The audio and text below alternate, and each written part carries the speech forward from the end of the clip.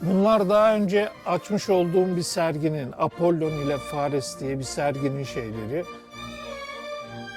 İşte bunlar kırılanlar, bozuk olanları. Çok çalıştım tekneler konusunda.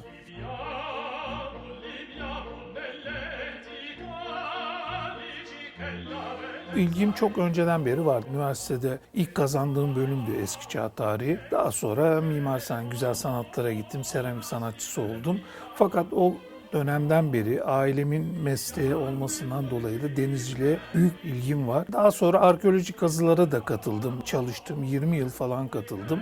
Fakat hepsi tapınak kazısıydı. Elime bu fırsat geçince denizle ilgili çok ilgimi çekti. Bundan 2 sene önce ilk defa BEAP'ın yapmış olduğu sergide benim de bir işim vardı. Onun suya batırılışı, sudan çıkarılışı, oradaki görüntüsü falan çok güzeldi. Suyun altındaki görüntüsü, adını da Balıkların Tapınağı diye koymuştum. İş sudan çıkarılınca dağılmaya başladı. Halbuki o iş yüksek derecede pişirilmiş bir işti. Demek ki dedim yani su, deniz suyu her şeyi mahvediyor. Yani deniz suyunun tahrip edemeyeceği bir şey yok. Şunlar mesela teknenin bağlantıları. Diskler, işte o dediğim diskler, çanaklar. Bu sanki işte artık çanak bir anda su altı kabuklusuna dönüşüyor gibi. Bu disklerin hepsinin üstünde Uluburun batığından çıkan buluntuların resimleri, görselleri yer alacak. Ve bunların hepsi şu ultramarin rengi olacak. Aynen şunun gibi. 15-16 tane disk, 3 tanesi kafada yer alacak, üstte yer alacak. Genelde yaptığım bütün çalışmalarda atık malzemeleri kullanıyorum seramik dışında. Bunların hepsi atık. Tarlaya sürdükleri, öküzlerin şeyine taktıkları parça. Mesela bu bir tezgah gibi bir şeymiş, atmışlar. Aldım ben. Teknenin ana gövdesini yaptım. Bunlar geminin omurgalarını canlandıracak. Şuradan delikler delerek şöyle sanki geminin omurgasıymış gibi 3. boyuta onları taşıyacağım. Ne için yapılmış bilmiyorum. Böyle yay şeklinde.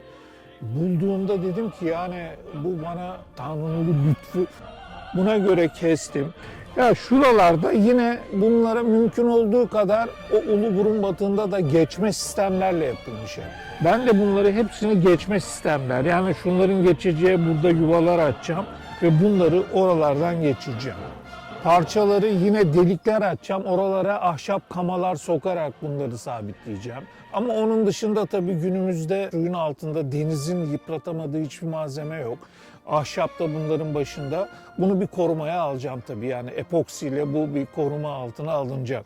Ahşap olsun, demir olsun korumaya alınacak. 3 tane burada o yuvarlak diskler yer alacak. Onlar insanları temsil ediyor.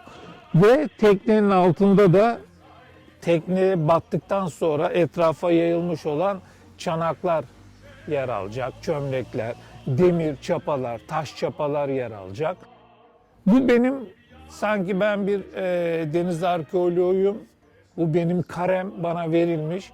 Bunu çalış, kurtar demişler gibi ben bu batık üzerinde çalışacağım. Tabii benim mesleğim seramik olmasından dolayı da katıldığım kazılarda hep seramikçi şeyiyle düşündüm. Yani background'umda, kafamda o vardı. Bunu nasıl yapar? Bunun hikayesi nedir? Şimdi burada bunları da görünce yani hayranlığımı şöyle gizleyemiyorum. Çoğu tornada çekilmiş işler. Yani bu büyüklükte ve bu incelikte torna çekmek ustalık ister. Ama bu tornayı çekeceğiniz çamuru da bu kalitede çamuru bulup hazırlamak o başka bir ustalık istiyor. Pişirilmesi bambaşka bir ustalık istiyor. Yani bunlar sağlam olarak içinde ya tahıl taşıyorlardı ya sıvı taşıyorlardı. Bu incelikte, bu ustalıkla bunları yapmaları, çamurunu hazırlamaları, pişirmeleri müthiş bir şey. Mesela burada işte ateş izleri var, izleri var. Bazı yerlerde koyuluk var. Demek ki oraya odunlar daha fazla gelip dayanmış, ısı vermiş. Bir hikaye var. Bana hepsi bunların birer hikaye anlatıyor. Merhaba. Hoş geldiniz. Hoş bulduk. Ben Tuğba. Ben İrfan Aydın. Çok memnun oldum. Ben de. Çok güzel bir yeriniz olmuş. Çok teşekkürler. Çok sağ olun. Genel olarak biliyoruz tabii, çok popüler bir batık. Dünyaca tanınmış. George Bass, herkesin tanıdığı biliyor. Ben aslında şöyle genel olarak biliyorum ve bu batığın aslında teknenin ulu burun ulu bulut, yani adına uygun böyle çok ulu büyük bir şey olduğunu sanıyordum. Çok büyük değilmiş. O konuda bilgi isteyeceğim. Batığın detayları nedir? Çünkü bu konuda çalışacağım için yapacağım tasarımlarda da buradan bir takım doneleri alıp kullanacağım. Şimdi onun için bu konuda çok bilgiye ihtiyacım var. Uluburun batığı M.Ö. 14. yüzyıla ait, yani 3400 yıllık geç Tunç devrine ait bir Doğu Fenike batığı. Doğu Fenike. Ve Anladım. Levant kıyılarından Evet. yola çıkmış bir batık ve Uluburun Kaş yakınlarındaki Uluburun'da batmış. Ve 42-64 metre civarında bir derinlikte eğimli bir arazide batmış bir batık. Bayağı değil. 15 metre uzunluğunda, aslında bugünkü standartlarda çok büyük bir batık değil. Fakat taşıdığı kargo sebebiyle şimdiye kadar dünyada bulunmuş en zengin kargoya sahip bir batık. Bu taşıdığı kargo elementleri sebebiyle verdiği bilgi bizim geç Tunç devrine ait öğrendiğimiz bilgiler inanılmaz büyüklükte. O yüzden çok önemli bir batık. Anlıyorum. Şimdiye kadar da bulunmuş, kazısı yapılmış dünyanın en eski batığı olarak değerlendiriliyor ve 20. yüzyılın da en önemli arkeolojik keşfi olarak kabul edilmiş bir batık. Evet, bu. çok önemli. Ve çok güzel seramik formlar var.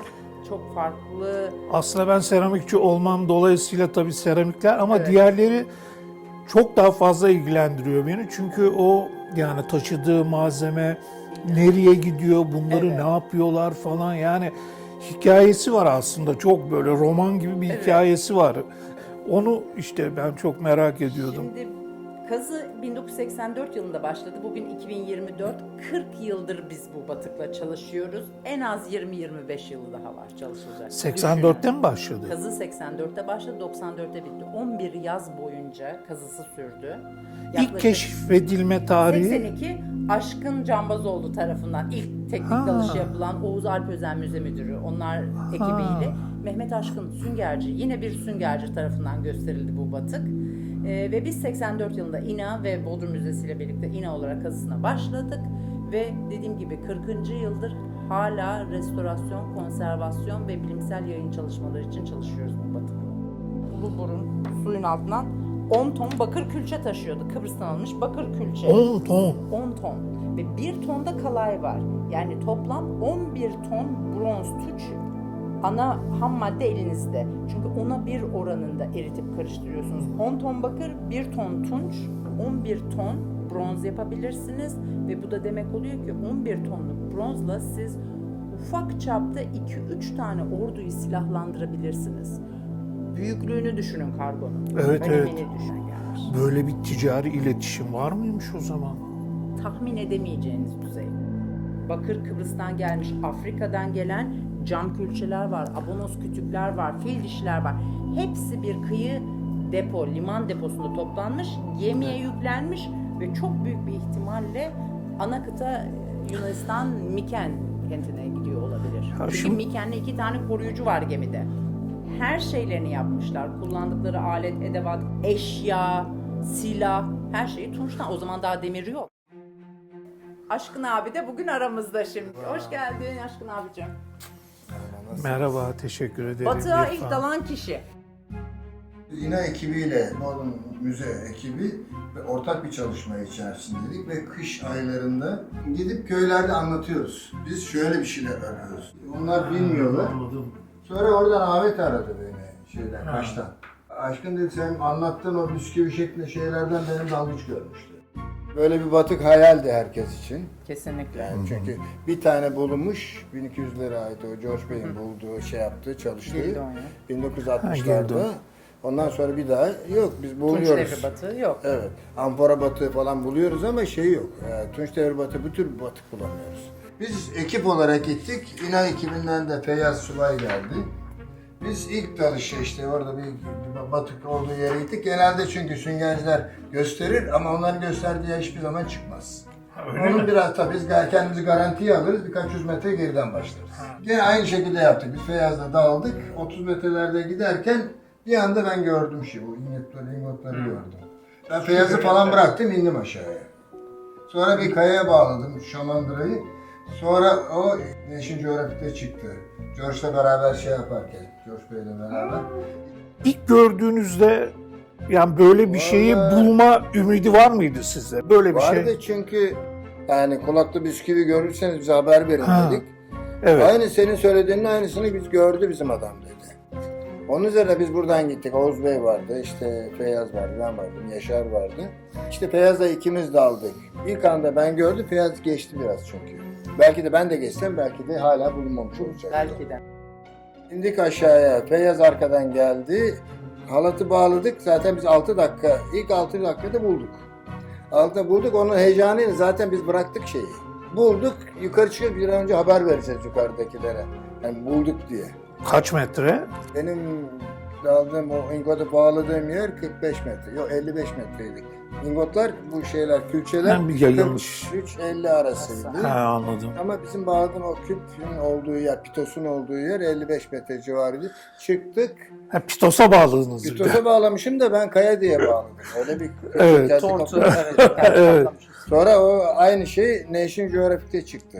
Ondan sonra da hatta bana uzun yıllar hediye ettiler National Geographic. Orada ismim çıktı diye. Ay ne Aa, kadar ne güzel. güzel. Enteresan. Sizinle konuştuktan sonra telefonda hakikaten ben dün konuşmuştuk. Bugünü yani iple çektim. Soracağım sorular var çünkü merak ettiğim şeyler var. Bu buluşma benim için çok iyi oldu. Tuğba Hanım'ın burada bu eserleri Uluburun Batı'ndan çıkan bütün o parçaları üzerinde hakimiyeti, daha sonra Aşkın Bey'in ilk dalışı yapan kişilerden biri olması. Yani ben çok isterdim o dönemde onunla birlikte o batağa dalmayı ve onu ilk yerinde görmeyi çok isterdim.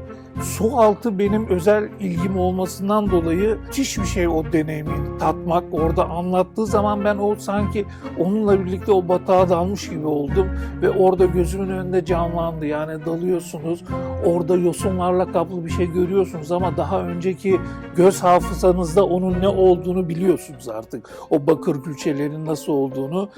O göz artık eğitilmiş olduğu için onu bir görüşte tanıyor. Aa, evet bu bakır külçe. Bu geminin omurgası demek. Yani burada bütün bu çalışmayı yapanlara hakikaten hayranım.